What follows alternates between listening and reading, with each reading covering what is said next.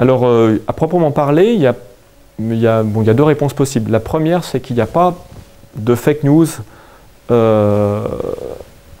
en tout cas pas comparable à ce qui se passerait dans le domaine des médias ou de la politique ou des célébrités, en tout cas pour la plupart des cas.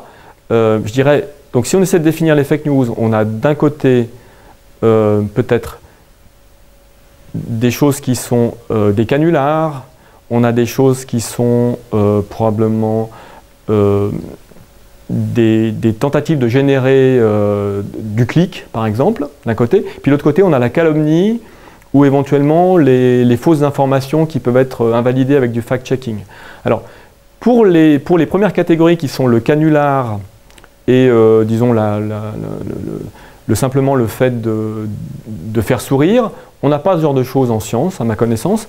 Pour la deuxième catégorie qui serait la calomnie, c'est plutôt rare. Peut-être le fait d'avoir des faits qui sont erronés, ça c'est pas rare. On trouve des faits erronés en science, mais ils sont en général, pour 99% des faits erronés publiés, ils ne sont pas faits à dessein. C'est plutôt qu'on a des expériences qui sont, comment dirais-je, faites avec insuffisamment de rigueur, qui auraient dû être faites et refaites. En fait, si vous voulez, ce qu'on pourrait dire, c'est que l'erreur est quelque chose qui est intrinsèque à la science. On peut très bien, il faut bien sûr éviter, mais on peut très bien se tromper. On peut très bien avoir fait un montage expérimental qui n'était pas adéquat ou mesurer quelque chose qu'on ne voulait pas mesurer, mais on n'a pas réussi à isoler les choses.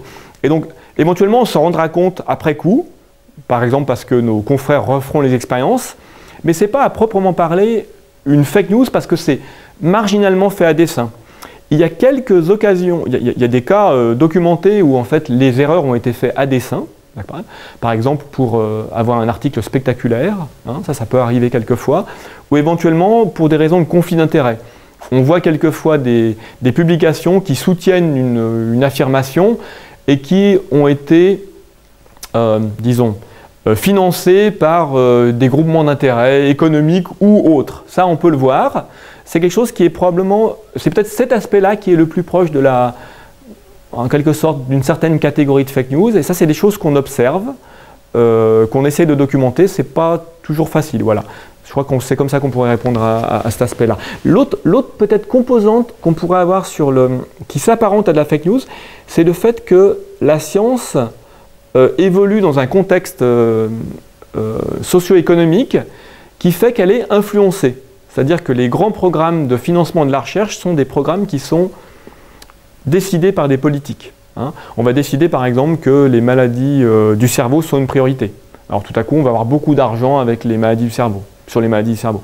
Et là, on va dire qu'on ne peut pas parler de fake news, mais on peut parler du fait qu'il y a une influence de la société sur la science et donc sur la vérité que les scientifiques vont trouver. Voilà.